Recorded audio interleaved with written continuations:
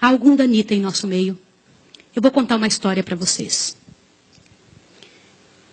Há 20 anos atrás, eu fazia parte de uma mesa numa associação. E eu vi uma das histórias mais tétricas que eu já vi na minha vida. E pode ser que alguns de vocês já tenham ouvido essa história aqui entre vocês. E se já ouviram, vão lembrar comigo essa história com dor. Uma certa ocasião, numa igreja de um certo lugar no Brasil, uma mocinha pediu licença para conversar lá na frente, no microfone. Ela frequentava a igreja um ano e pouco. E ela pegou o microfone da mão da moça que estava terminando a escola sabatina e falou: eu tenho que contar para vocês um pecado meu. E as pessoas paralisadas olhando ela falar. E ela disse: eu quero contar para vocês. Estava ali na igreja naquela hora, o pastor se arrumando ali, ajeitando alguma coisa. A esposa do pastor com os 2 filhos, mais ali no lado da esquerda, da minha esquerda. E a igreja toda ali junta. Vocês sabem que entre a escola sabatina e culto a igreja fica bem cheia? E ela disse: eu tenho que contar o meu pecado para vocês. E o pecado que eu tenho que contar é que eu sou amante do pastor. Na hora que ela disse isso, a esposa do pastor desmaiou ali na hora. E os filhos correram para acudir. E o pastor veio para ela e falou assim: o que você está falando? Você enlouqueceu? Que isso, menina? Ela falou: eu tinha que contar, eu preciso resolver meu problema. Eu preciso salvar a sua alma. Eu preciso resolver você. Os danitas, eles sempre usam essa: cuidado, eu preciso ajudar. Sempre usam a palavra da ajuda, viu? E naquele momento a igreja toda ficou em alvoroço. Eu não preciso dizer que não houve culto. Não houve culto. Não conseguiram fazer o culto.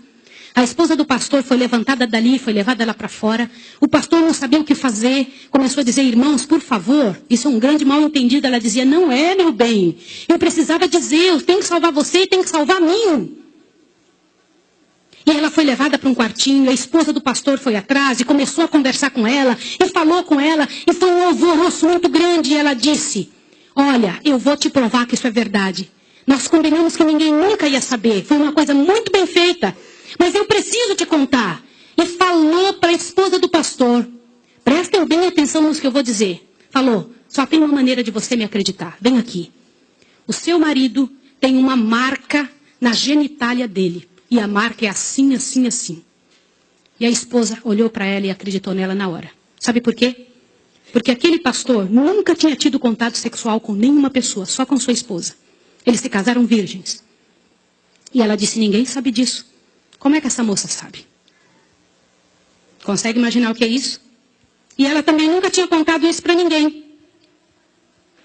E ela pegou a esposa do pastor, passou a acreditar. E ela contou detalhes sobre o corpo do pastor, detalhes sobre ele, até de coisas que ele falava enquanto dormia. Preste atenção. Eu não preciso dizer para vocês que aquele casamento acabou. A igreja todinha daquele pastor entrou num estado de bancarrota que vocês não têm ideia. Uma palavra, como diz Tiago, pode estragar a vida de uma pessoa para sempre. Sabe quantos anos se passou dessa história? Até que eu fiquei sabendo, isso foi há 20 anos atrás que eu fiquei sabendo. Já tinha se passado 20 anos que isso tinha acontecido. Por que eu fiquei sabendo dessa história? Foi numa mesa, numa comissão, numa associação. O presidente um dia nos chamou e disse o seguinte: irmãos, eu preciso da ajuda de vocês de oração por algo. O que foi?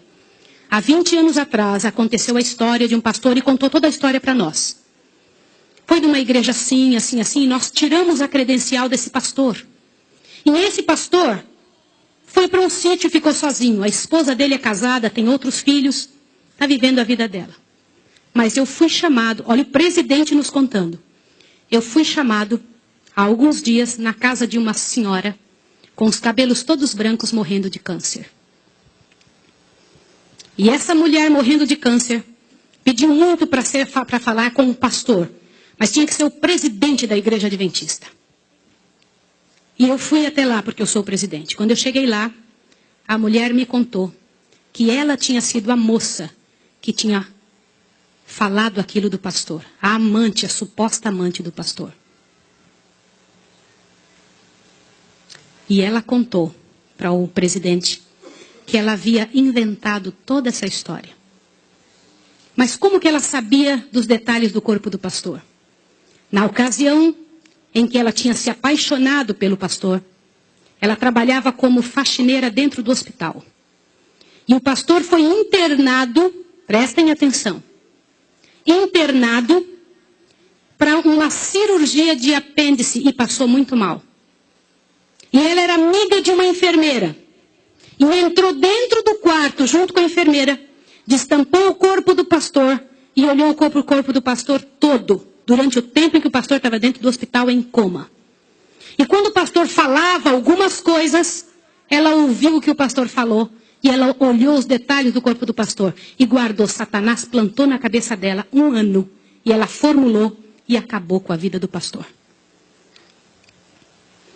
E o presidente pegou uma credencial, foi lá no sítiozinho onde o pastor o coitado daquele pastor, o caluniado estava, e chegou para ele e falou, junto com uma comitiva dos irmãos, pastor, eu vim aqui te entregar a sua credencial de novo, nós descobrimos que era mentira. Sabe qual foi a resposta do pastor, irmão? O pastor disse assim, vocês me devolvem minha família e meus filhos também? Vocês me devolvem minha reputação? Se vocês não devolverem junto, eu prefiro ficar aqui. E esse pastor, uns dias atrás, eu soube que ele morreu lá naquele lugar. Quem foi a assassina daquele pastor? Não foi só aquela mulher, foram todos que falaram junto. Porque, gente, quando acontece um inferno desse, uma multidão de gente sofre, uma multidão de gente machuca. Fica machucado. Meus irmãos, vocês me perdoem ter que falar sobre isso, mas é verdade. Existem muitos lugares que eu tenho muito medo de pregar, mas eu vou igual se me chamam. Porque eu vou falar uma coisa para vocês. Ontem à noite eu comentei que a vida de quem prega essas verdades é altamente prejudicada. Uma coisa desse tamanho é passada de boca em boca, de forma que apareça o inferno no final. Será que existem danitas no nosso meio? O céu é um lugar tão fabuloso. Não vale a pena, meus irmãos. Não vale a pena. Deus tem mais para a nossa vida. Tem mais coisas para ocupar a nossa mente. Para fazer parte do nosso vocabulário. Para nós pensarmos a respeito das pessoas. Vamos fazer um exercício? Pense bem da pessoa que mais mal você sabe dela. Imagine isso agora. Sabe o que vai acontecer com você? Teu coração vai se encher de paz. Porque é isso que acontece, gente. Se você não for capaz de abrir a sua boca para trazer paz para a vida de alguém, não abra a sua boca para trazer o inferno para a vida de quem quer que seja. Jesus ama as pessoas pecadoras e miseráveis. Todas aquelas que pecaram horrivelmente, Jesus ama. E Ele tem mais para oferecer para nós. Eu vou pedir uma coisa em nome de Jesus essa manhã. Uma coisa que é muito difícil de fazer.